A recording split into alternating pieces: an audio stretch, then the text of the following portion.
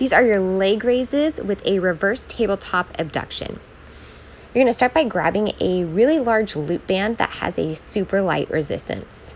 They do make them like this, but if you have a hard time finding one, simply grab an open, flat PT band like this one here and tie it up in a knot. You also wanna grab a heavy dumbbell or any heavy object that you can tie that loop band around.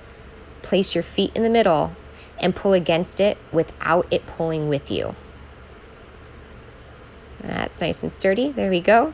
Lay flat on the ground and bring your knees to a reverse tabletop position right here.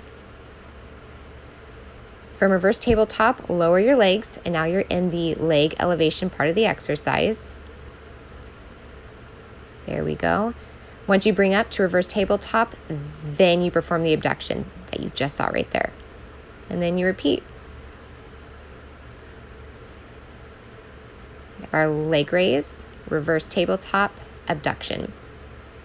As you abduct, you want to make sure that the force of the abduction, the pull, is pulling from your hips, not your knees and not your feet.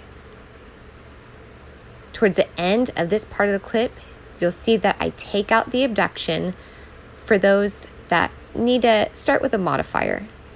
It's still a difficult exercise, but it is a way to decrease the level of difficulty. As you start over, I'll talk about some helpful tips. It's very difficult while performing this exercise to keep your lower back flat on the ground. As you continue to engage your core is going to start to feel weak and tired. That's typically when the lower back is going to arch.